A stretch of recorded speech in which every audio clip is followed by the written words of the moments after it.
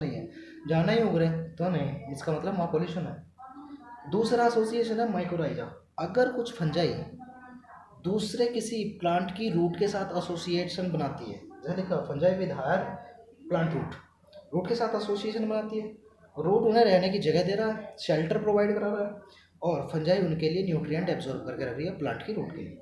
ये भी तो ये दो, कभी कभी कुछ फंजाई एसोसिएशन भी बना कर रखती है, ये दो एसोसिएशन हुए। उसके बाद हम बात कर रहे हैं रिप्रोडक्शन बाय। रिप्रोडक्शन वेजिटेटिवली भी होता है। वेजिटेटिवली का मतलब क्या होता है? फ्रेगमेंटेशन, एक टुकड़ा कई सारे पार्ट में टूट गया इस तरह के, और हर एक पार्ट ने रीजनरेट करके दोबारा पूरा माइसीलियम तैयार कर लिया। फिजन, फिजन का मतलब क्या होता है? एक स्पोर लाइक है, स्पोर ने अपने दो पार्ट किए एक सिंगल स्पोर ने, और दोनों पार्ट एक नए स्पोर बन गए और पूरा माइसीलियम तैयार हो गया। यह लिखा हुआ बडिंग, एक बड लाइक स्ट्रक्चर यहाँ अपीयर होगी और यहाँ से फिर एक नया प्लांट निकल जाएगा। तो वेजिटेटिवली भी होता है। असेक्सुअली रिप्रोड्यूस होता है कोनिडिया, इनमें स्पोर्स बनते हैं असेक्सुअली। कोनिडिया जो स्पोर, सेक्सुअली जो स्पोर्स होते हैं उसमें ऊ स्पोर, एस्कोस्पोर और बेसिडियो स्पोर होते हैं। ये आपकी कॉमन चीज़ें आ गई है फंजाई के बारे में। अब हम बात करते हैं इसकी थोड़ी सी और डिटेल। देखिए, थोड़ा सा घुमा रहे हैं मोबाइल को, फोकस कर रहा हूँ मैं इधर।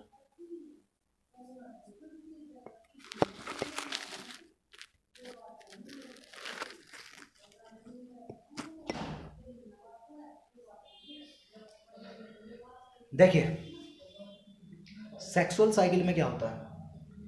दो गैमेट या सेक्स सेल कह लो, दो गैमेट आते हैं, गैमेट बोल दिया, दोनों फ्यूज करते हैं, दोनों के न्यूक्लियस अभी फ्यूज नहीं हुए, सिर्फ दोनों के साइटोप्लाज्म फ्यूज हुए हैं, इसलिए इसको बोल रहे हैं प्लाज्मोगैमी। प्लाज्मा जो है इनका, वो गैमी का मतलब फ्यूजन, प्लाज्मा फ्यूज कर गया इसलिए प्लाज्मोगैमी बोल रहे हैं। और इस फेज को बोलते हैं डाइकारियो फेज। डाइकारियो फेज का मतलब, डाई का मतलब दो, कार्यो का मतलब न्यूक्लियस, ऐसी फेज है, दो न्यूक्लियस वाली फेज आ गई। उसके बाद में दोनों न्यूक्लियस भी मिल जाते हैं, इसे बोलते हैं कार्योगैमी। कार्यो न्यूक्लियस, गैमी फ्यूजन, न्यूक्लियस भी फ्यूज हो गए हैं। ये बन गया अब जाइगोट। जाइगोट में स्पोर बनेंगे, स्पोर एक नया माइसीलियम तैयार कर लेंगे। ये भी करती हैं, इसे बोलते हैं डाइकारियोफेज या डाइकारियो, ठीक है।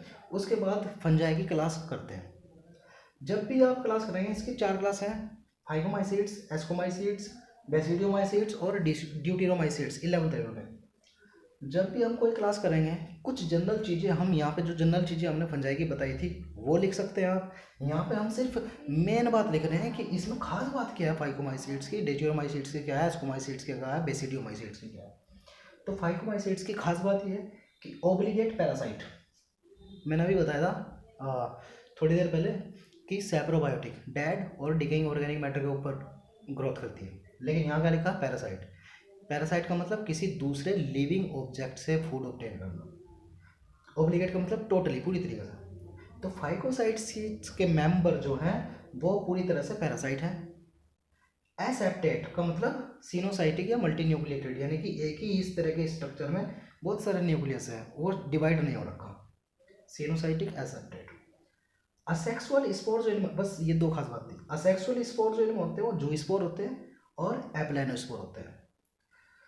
दूसरा, सेक्सुअली साइकिल में ये होता है आइसोगैमी, एनिसोगैमी, ऊगैमी। देखिए, एनिसोगैमी क्या है? जैसे ह्यूमंस में ये स्पर्म और ये ओवा, दोनों गैमेट डिफरेंट है मॉर्फोलॉजिकली, दिखने में। तो अगर दोनों गैमेट अलग है तो उसे बोलते हैं एनिसोगैमी। दोनों गैमेट फ्यूज करने से पहले दिख रहे हैं आपको और दोनों सिमिलर है बिल्कुल, तो होता है आइसोगैमी। या फिर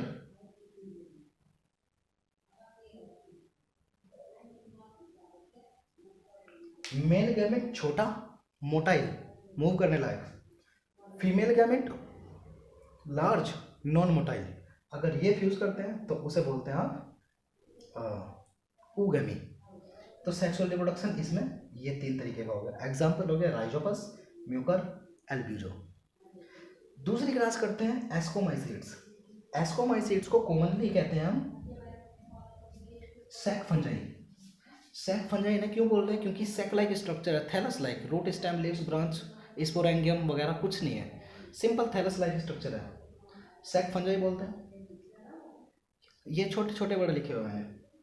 सैप्रो का मतलब सैप्रोबायोटिक भी हो सकती है।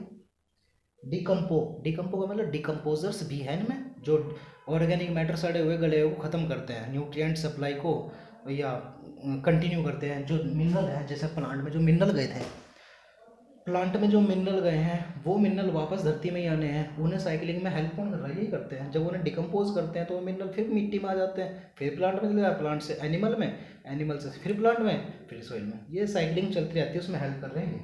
क्यों? क्योंकि ये डिकम्पोजर भी हैं।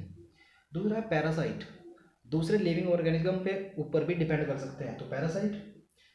चौथा है कोप्रोफिलस, पूरा नहीं लिखा हुआ मैंने। कोप्रोफिलस का मतलब होता है डंग, गोबर के ऊपर उगने वाले, कोप्रोफिलस भी हो सकते हैं। लिखा हुआ है सेप्टेट, मल्टी न्यूक्लिएटेड नहीं है यहाँ पर। इनके स्पोर जो है कोनिडिया और एस्कोस्पोर है इनके, जो ये है। एग्जाम्पल है एस्परजिलस, क्लेविसेप्स, न्यूरोस्पोरा। और इनके बाद पफलेस और मोरल्स जो है ये एडिबल, खाने लायक होती है। अब 2 क्लास और बची है, थोड़ा सा और मूव करा रहा हूँ मैं उस साइड, देखिए आप।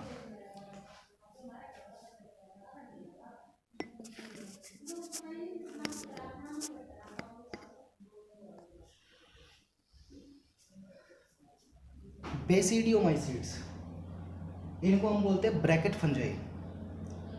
ब्रैकेट फंजाई क्यों बोल रहे हैं हम इनको?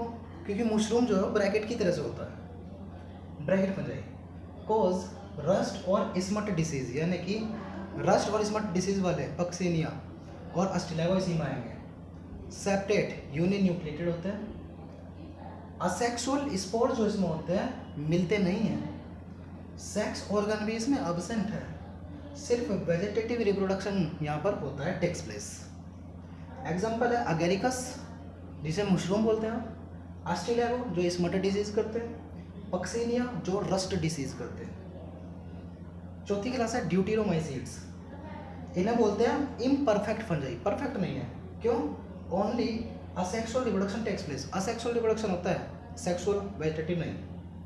मोस्टली डिकम्पोजर्स, इनमें ज़्यादातर डिकम्पोजर्स होते हैं डेड ऑर्गेनिक मैटर को ख़त्म करके रिसाइकलिंग में हेल्प करते हैं। एग्जाम्पल है अल्टरनेरिया, कोलेटोट्रिकम और ट्राइकोडर्मा।